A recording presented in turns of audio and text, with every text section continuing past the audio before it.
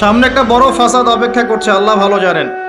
একটা বড় মালহামা হবে পৃথিবীতে, মহাযুদ্ধ। এই যুদ্ধে পৃথিবীর অনেক মানুষ মারা যাবে, এমনটা হাদিসের মধ্যে এসেছে। কে জানে, আল্লাহ ভালো জানেন এটা কবে হবে, কত সালে, কিভাবে হবে। এমন হতেও পারে এটাই সেই পারমাণবিক যুদ্ধের সূচনা, আল্লাহু আলাম। কারণ তারা শুরু করেছিল চাইনকে কেন্দ্র করে, সেখানে পারে নাই।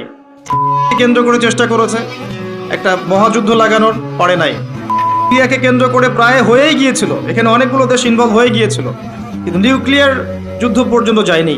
কিছু মানুষ চাচ্ছে, একটা সভ্যতা চাচ্ছে যে পৃথিবীতে একটা মহাযুদ্ধ ঘটুক, এর ফলে পৃথিবীর ম্যাক্সিমাম মানুষ যেন মারা যায়, পরাশক্তিগুলো দমন হয়ে যায়, সে নতুন করে রাইজ করবে।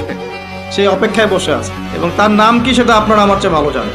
প্রথম বিশ্বযুদ্ধের পরে একটা কান্ট্রি বিশ্বের রুলিং স্টেট হয়েছে, দ্বিতীয় বিশ্বযুদ্ধের পর আরেকটা কান্ট্রি বিশ্বের রুলিং স্টেট হয়েছে।